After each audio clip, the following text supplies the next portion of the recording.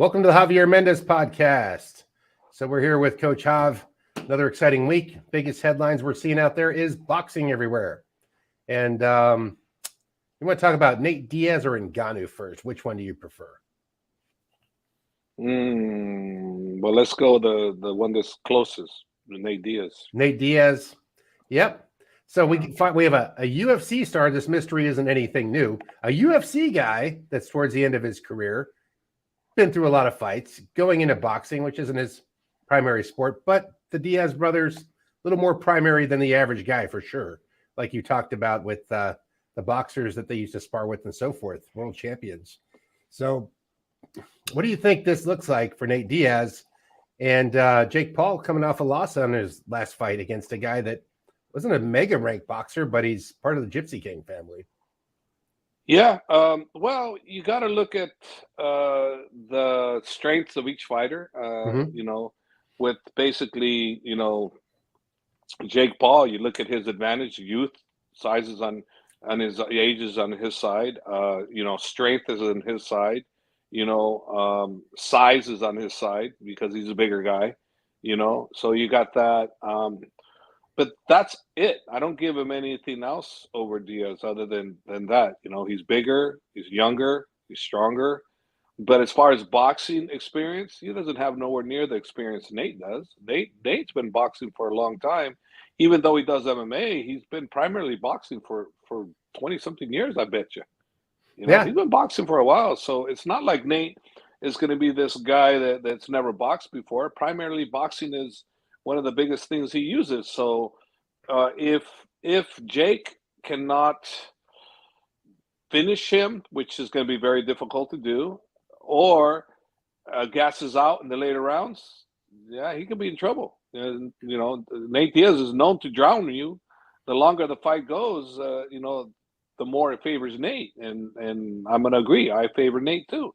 If the fight goes longer, I favor Nate. If it ends early, Nate's not known to stop anybody early. He's known for the long haul, and punches and punches. Yeah, punches and bunches. And can Jake hold on in the later rounds? Because Jake, inexperienced that he is, he's more experienced now. He proved he's the real deal when he beat Anderson Silva, no doubt. Yeah. And so he's the real deal. He's the real deal. And I didn't see the fight with Tommy Fury that he lost. I'm shocked that he lost. I would have never thought he was going to lose that.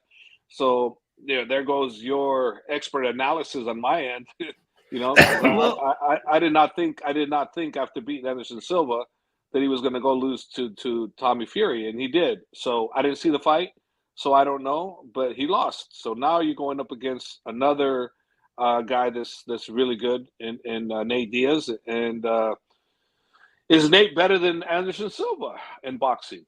I don't know. But then remember this, Anderson Silva went out and beat Chavez Jr. in just boxing. And Chavez Jr. was a world champion, So, one thing we know, Nate Diaz can box. Anderson Silva can box, and Jake Paul can box. So the advantages are Jake's the bigger guy. Jake probably hits harder. So those are the three advantages. But the key point on the other end is Nate Diaz got all the experience. Okay, all the experience is on Nate Diaz's side. The cardio is going to go on Nate Diaz's side. I'm telling you right now, cardio is going to go on Nate Diaz's side. Experience is definitely Nate Diaz's side. So I don't look at this, Nate's never boxed. Bullshit. Almost every UFC fight he's boxed. No. Experience goes to Nate Diaz. Heart, Nate Diaz. Hands down, Nate Diaz. Nate Diaz. So 4-3. Yeah, that's a good pick. I think, you know what? The last time, Fury is a boxer and wasn't an MMA fighter, did great, stuck to boxing. And I think that made a big difference. It's like, it's weird math. Like you're looking at Woodley, he knocked people out, one hand knockout, one punch knockouts. You look at Anderson, he had a lot of knockouts. He had great head movement and all that, but it didn't translate later on. I think that he get fought up against a really good game plan in the boxing ring. There's a lot of different rules and ways to learn your way around either the cage, the ring, or wherever you're fighting. And how you stall for time or play or defend. There's a lot of different rules, And different sport. Had Jake not dropped Anderson, he might not have won that fight either. Right. He came inside and he dropped Anderson. If he didn't drop him, we might not have seen him win that fight. It was a close fight. Right. You know, that knockdown really changed, you know, because remember in boxing, you knock someone down, it's an automatic almost a 10-8 round. And if you really beat him up, it's a 10-3, 7 round. Okay, so when you did that, when you dropped him, that was a 10-8 round.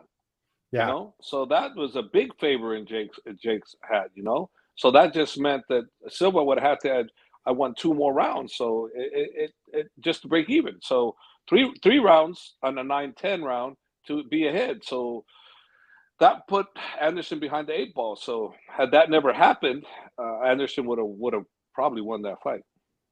Well, I think there's more footage on Jake to watch now. I think Nate Diaz is going to be his toughest MMA guy because he's younger. I mean, Anderson's a lot older, you know, and you know, he's younger. He's still got his vitality about him, Nate Diaz. I think that's a thing. I think he's more of a boxer than Woodley was. I think he's more of a boxer than I don't know. I wouldn't know if he's more of a boxer than Tommy Fury. Tommy Fury's just a boxer. Can't say that he's more than. So we'll have to see on that. But I think I'm going to lean with Nate Diaz this time. That's my take. Mine too. So what do you think about? We were talking about it. We're like, yeah, Francis Ngannou, that could get made in the Middle East somewhere. Boom, it was made in the Middle East somewhere, you know, against Tyson Fury. That's like we were just talking about it on a podcast. Yeah, and you know what? I'm very happy for Francis. He's going to get a huge payday, more than he's ever gotten, you know, because and then boxing, when you're the headliner, you're the Lions. They're the Lions. So Fury and Francis are the Lions in this case. The promoters are not the Lions. They're the second shareholders, if you want to say it that way. They make the second most money, but the most money goes to the fighters. First Tyson, then Ngannou, and then the promotion makes their money from there, and so on and so on. So I'm very happy for him because I don't think he's ever made or will ever make that kind of money again. Once this one goes through, I don't see him making that kind of money again in a boxing match unless for some reason he dethrones Tyson, which I find that very, very hard to fathom him winning, you know, outside of, you know, getting an early hit, you know, hitting when he's super strong. But I think that Tyson's such a great boxer, one of the greatest. If you look at all the great heavyweights, he's one of the greatest. And he's so hard to hit that I don't see Ngannou realistically being able to do very much because of the experience that Tyson has. And he's also not a small guy, very tall guy. You know, he's got great range of motion. He's got the reach. Smart. Yeah, I see Ngannou giving it his best. I just like any other guy, I don't see it happening. I don't, because you know it's not like Tyson is you know, washed up. He's in his still prime. So we're talking a very prime. If anybody's on the tail end, is Ngannou, not Tyson. Tyson Fury's been up against some guys that can crack. So the novelty of the thunder punch of Ngannou is nothing new. Deontay Wilder, bro. Deontay Wilder is. I mean, Deontay Wilder is a straight knockout. I mean, he could have knocked out anybody he hits, man. Yeah. And he almost knocked Fury out. I mean, he had him there for Fury went into a time machine and came back before the count was up. Yeah, that Deontay Wilder is one of the hardest hitters of all time in heavyweights. Yeah, you know, he is. So once I mean, there. Yeah, and the thing is, you know, if you think about Deontay Wilder and Francis Ngannou, Francis has a better chance against Deontay, but the thing is, in all likelihood, Deontay would take care of him earlier too, because he ain't gonna play around like Tyson. Tyson's a better boxer, so Tyson can wear him out. With Deontay, he's just gonna throw heat right off the bat, and then you know it's gonna be one of those, you know, live by the sword, die by the sword for Ngannou. You know, he's either gonna get the Hail Mary shot, which could happen, because you know you can't take one thing away from Ngannou. You know, you can't take it away. A knockout power is knockout power. He's got power. He does. He can knock anybody out. So he got power and he's got courage. And you know what I like about him is, like I said in other interviews, is that the fact that he insists whoever he fights they have to make 2 million. You know, that's pretty cool, man. That's a guy you want to root for, and I'm rooting for him, but I don't know. The Gypsy King is just another level, and Yeah, it's boxing. it's a It's his tall it's his order. cage. It's his cage. Okay, MMA, I'd probably give it to Ngannou, to be honest with you. I think I they're wouldn't even consider giving Fury a chance in MMA. I'd be like, no, it's done deal. It's right. just Ngannou's just gonna bum rush him, take him down, and you're finished. You can't get ready for an MMA fight against that caliber in 5-6 months. You just cannot. 5-6 months, Fury getting ready for that, not going to happen. Even Ngannou is not a takedown artist of any sort, but Ngannou will take him down and do whatever the hell he wants with him. Actually, that's how he finished his career, being a takedown artist against his, I guess, former training partner there. He left. He left on a high, right? Well, look at this. I mean, he took down his former training partner with the torn meniscus of all things, and he beat him on the ground. So Francis Ngannou took years to get that trade on the ground, and he used it. And like if he did that to Tyson Fury, it would be over, man. And don't go telling me that Ngannou can't take him down. He'll take him down. He'll take him down. That old fallacy, boxer versus grappler type thing. Come on, that 1993 it was proved bullshit. the grappler wants to take you down, and he does grapple. He knows how to grapple. He's taking you down, and Ngannou knows how to grapple. That's so true. Let's see if I get a better layout here. So I was just trying to try to go through some of these real quick for this upcoming fight with you. Of course, we see the headliner. Let's go down. Yeah, I think he's the next great one. That one. You want to go in reverse? We'll talk about Tom Aspinall versus Let's just talk. You got him. Might as well talk about him now. He's the real deal. I believe that people don't know enough about this guy, and after this fight, people are going to tout him as the next big thing. That's my prediction. What do you think it is? I mean, he's like a real. He's a grappler base, right? Aspinall? No, he's everything. Yeah, everything. He's been boxing for a long time. Look. Okay, if I told you that this guy's a sparring partner for the champ, would you believe that he's a sparring partner there for us? So would you believe that? I wouldn't know. Yeah, there you go. Now I know. When you find out he can box with the champ, that tells you how good Tom is. So there you go. That's what a lot of people don't talk about. They don't talk about the guy can box. Yeah, because he's an MMA fighter and he's going to be a great one at that. He very well could.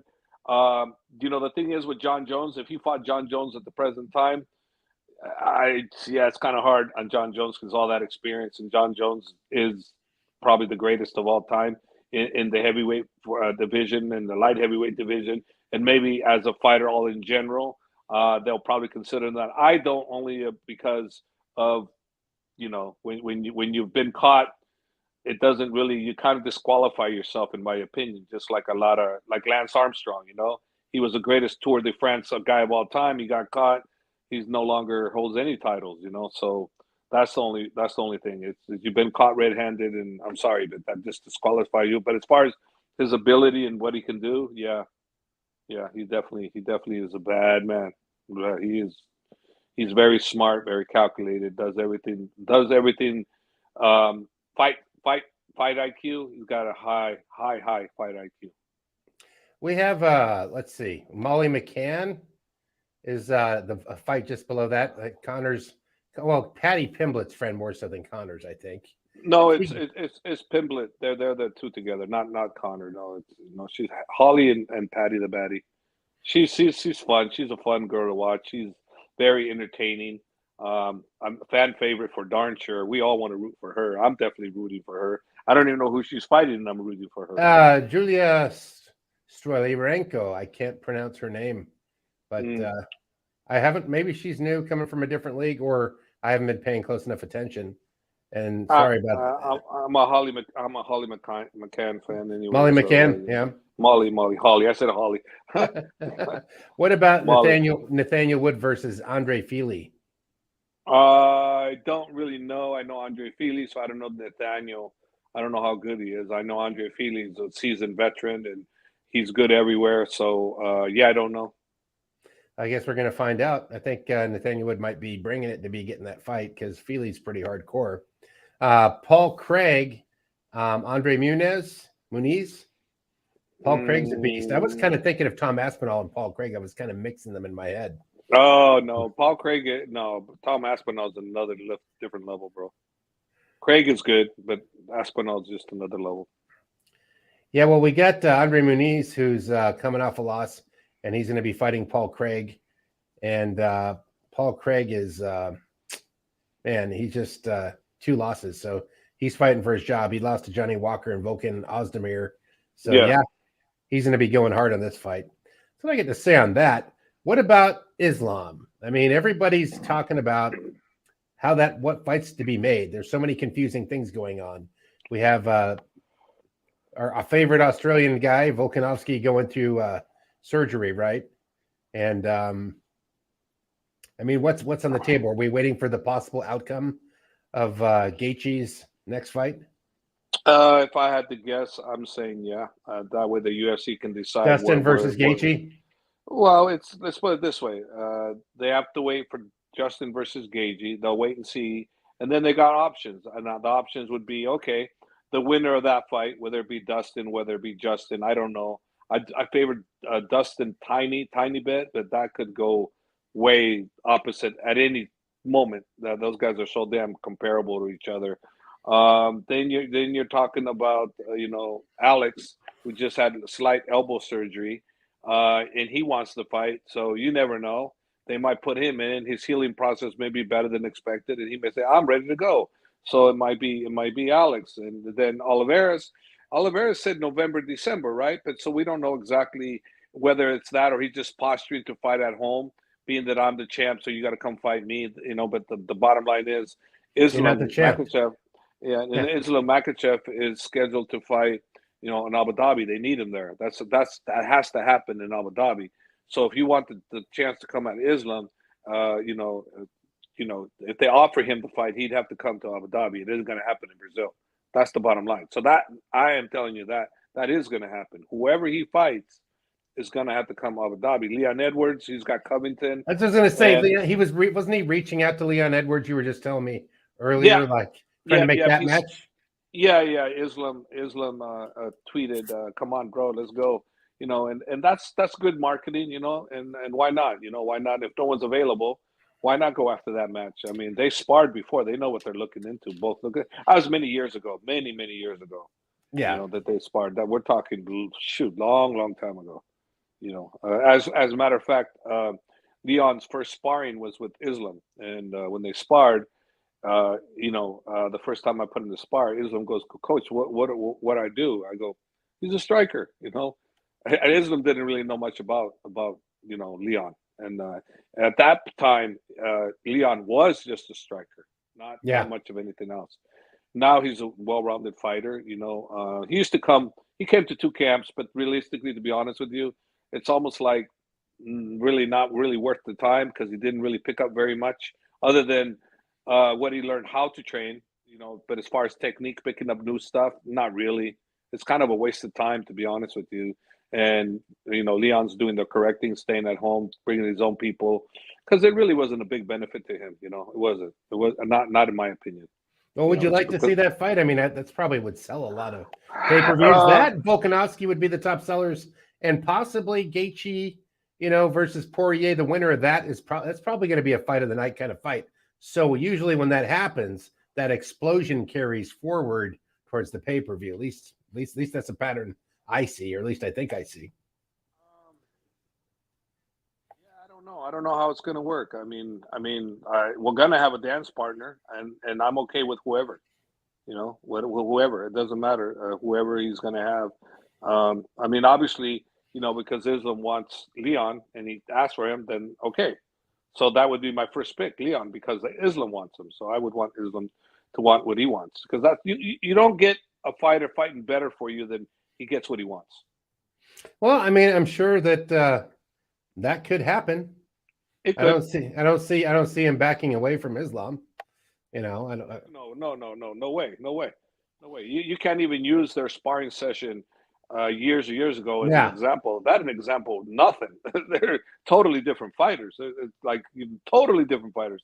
Not the same. Not even right. close. No, that's definitely what's happening. What else? Anything else at the top of your mind of the upcoming fights and things you see on the MMA or boxing horizon that's got your interest? Well, Holly Holmes' fight, this weekend. I mean, that was very interesting, and What a to choke! what to well, yeah, just It's over. she just got It's caught, like man. it's like it's like getting somebody's hand. I think this is how you do it, like in here. So the head is trapped in here. So you're gonna get the carotids. It was like a scissor lock. It was like a front face lock. I saw a guy do that in the Navy in a street fight. A guy bum rushed him, and he locked him up, and he was slamming his face on the ground. Horrible thing. There, I had to there was stop the fight. there's no way that Holly was going to escape that choke. Virtually almost impossible. She was caught in that trap, and but for all purposes, her opponent came in with that confidence, that swagger. I'm beating your ass, bitch. That's what she did. She came in with that attitude. I'm whooping your ass, and she did. She did. I don't think she was winning the fight though, because I think Holly was doing what Holly does, and Holly was doing good, but I would say that little finite detail. How many people have prepared to protect against that choke? I forget that I'm just calling it the front face lock. I know it's got a different name. You can correct me in the comments if you want, but I know that she get choked out from a front, like a front darce.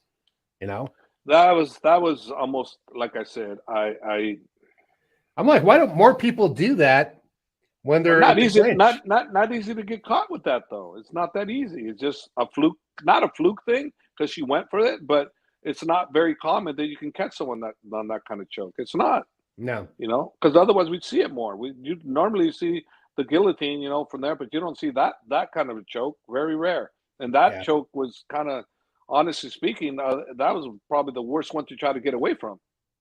yeah, that's a tough one. There's really you can't hand fight once it's locked on. You're kind of done.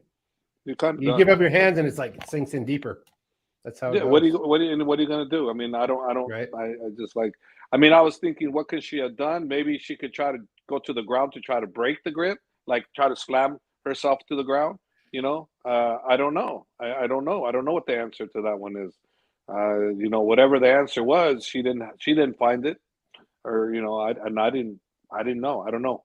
Only an expert can tell you what could you have done before getting in that hold. Yes, but once that hold was in, what could you have done? I don't really know. I'm not an expert in grappling whatsoever, so I'm not the guy that's going to be able to tell you how to avoid it. Once it's in, I mean, I looked at it like, shit. How do you get out of that?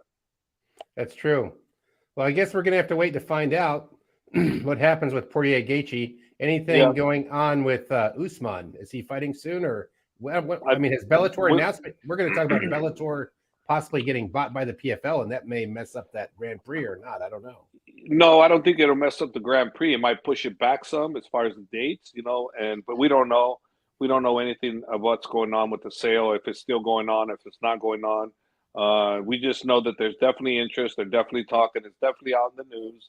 The Bellator is being entertained by PFL, but nothing is final, and we probably won't know anything about final till probably months from now, whether it's a final deal or not. So we do know that they are being sold, and I'm hoping that if it does get sold, that they keep them separate. Don't bring them together because What it'll if cost a they lot of have them? people jobs. What if they have them cross fight? Crossfight's no problem. That's no problem. But I mean, but they but do just that. They do that with the Japanese leagues usually, Ryzen and so forth, right? yeah. Well, Bellator's been known to do that with them, and I can see PFL doing Bellator versus PFL guys. Yeah, I can see I that. wonder how many fighters they'll have compared to the UFC. I wonder if they'll have more than the UFC. I wonder if their depth chart. I I don't wonder. know. I don't know. The UFC's got 600-700. Something like that. I remember they had a lot, and then they like, whoop, cut the fat because they were looking at timing, scheduling, fighting, frequency. There's going to be an algorithm to a fighter. Is he selling? Are we making money? Is it going good? Are we paying him too much? Okay, if he loses this fight, he's gone, or she's gone, or whoever. It's like, or they Yeah, haven't fought in a year. We got to let him go. Nobody cares about them. It's like weird how the cycle works, right? yeah. It's a tough gig fighting. I was just talking to a guy earlier today. He owns a gym in Florida, and he's like, we're talking about how nothing is like why I like doing a podcast with you, the coach, because the coach is still here. But if you were a fighter and you were popular today and not popular tomorrow, and you were like, podcast, our podcast would sink in the ground. That's why I like it doing better with the coach, to be honest with you. Unless you gain steam and you're already like a popular You podcast get that guy. kind of announcer. I mean, give it up to Bisbing for doing a great job. Chael, the champion. Josh is steady on it with Big John. They go hard. Yeah, but Chael, and Bisping are another level, man. And then you got DC and RC. I mean, that's been pushed by PSPN. That's good. And then the king of the podcasters is Joe Rogan, right? For MMA, anyways, he's the king, and no one can touch him. Nobody. But he's been doing it forever too, and he was doing it when. But the thing is, if you look at Joe Rogan, I never watched his podcast, but I watch little clips in here on Instagram, and he's got interesting topics all the time. It's never really about MMA as much as it is about, in general, shit that's going on in the world. Some good, some bad, but it's just fascinating how, he can make something fascinating when it's not as fascinating as it actually is. Well, he can get the kind of guest that you've never heard from before. Like, I want to talk to the scientist that invented the laser beam that shoots down airplanes. Yeah, boom. Remember he had Elon Musk on as one of his guests. He had Elon Musk, So come on, and he's had so many people like that. Joe Rogan, movie and he's stars, good, man. Sports stars, scientists. He's good. He's good. You can't take nothing away from him. He's good, really good. He's the king. He's done a great thing for the sport, and I think it's only helped the UFC, and it's been a good thing to have him. Because he keeps talking about the UFC on his podcast too, so that's a very positive thing to have in their back fence, Yeah, and of course. Us and everybody else who's a podcaster. Speaking of which, saw some headlines today about more implosions in Disney, which owns ESPN. So that'll be interesting. I wonder if the UFC ends up having its own streaming service and TV goes by the wayside eventually. A lot of stuff going on out there, man. A lot of stuff going on. I mean, you could see things going that way. I mean, a lot of the like HBO, Showtime, and all those other, Cinemax, radio, TV. They're losing steam. Netflix. Netflix is not losing steam. No, they will. Amazon, no. Well, at one point maybe, but right now they're not. Netflix is on a very big high. Amazon, very big high. Yeah, but I think at the end of the day, Disney Plus, it's Disney Plus that's fallen apart, and they're trying to merge it slightly with Hulu. They're trying to hold on. So in other words, everything looks so grand. I've got a streaming service. That formula is not working so much now that we're not in the lockdown phase of life. Well, also too the new generation. You're right. What was old taboos. Now it's not. Like for instance, way back in my day, you'd hear Cheech and Chong records and they're talking about marijuana and we're like, oh my God, we're doing something illegal, we're listening to this, oh my God, this is bad, we're going to jail for caught with this record. Caught with this record, right? Now all of a sudden you look at that stuff and you just laugh, right? Because now look where we at now. Or you look back in the olden days, you look at the old movies and how they're talking, yes ma'am, then now all of a sudden you have regular TV and they're flipping each other off, they're cussing each other on regular TV. And the Disney Channel, I think if their motto is right, kids friendly, right?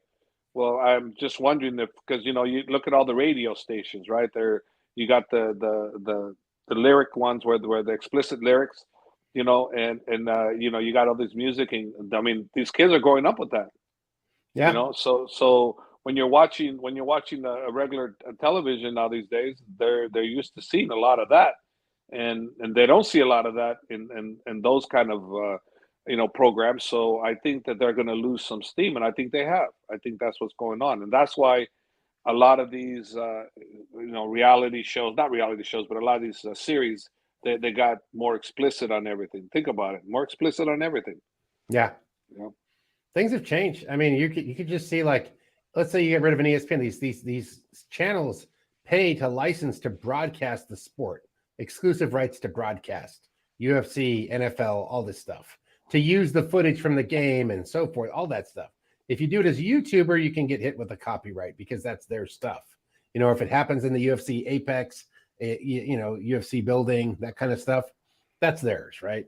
So licensing it, it's just that cable TV is taking a beating. So we made it just a UFC streaming service. And I don't know, like the boxing pay-per-view for Ngannou, I'm skeptical about how long that model's going to last. You know, what people are going to pay for in the future. Well, who knows? But I hope it does well for Francis. I hope it makes a I think that one's payday. guaranteed. But I mean, like 2-3 years down the line, I don't know. With all I these don't other know. things falling out. All these new models and everybody getting free pay-per-view that's out there. Almost anybody can get access to free pay-per-view. They don't have to pay for it. You know, Right. Of course, you know, you run the risk of not being able to watch it because you get interference. But a lot of people, if there's no high interest, they'll go the pirate route versus the pay route. Yeah. You know, I myself have watched programs where people pirated it. You know, and I've never done it. You know, and I never will. But I've seen people do it. Yeah. No, they do that stuff, Hav. And it's like you're not going to stop it. So it's kind of like this, and I'll leave the end with this. Like, I know people in the rock music business, and they used to make their money off selling records, then selling cassettes, then selling CDs, right? And then, we'll go to Apple iTunes, and then people pirated the hell out of that and everything they ever made. So now how they make their money is going on tour. It's the live show. And the live show for a rock concert ticket's like $350 a pop for a concert. What used to be $12 when we were kids in the olden days. Amazing. So that's how they make their money, is on the road. And we'll see what happens. But thanks for a good podcast, Hav. All right, man. Catch you guys next time. Like and subscribe.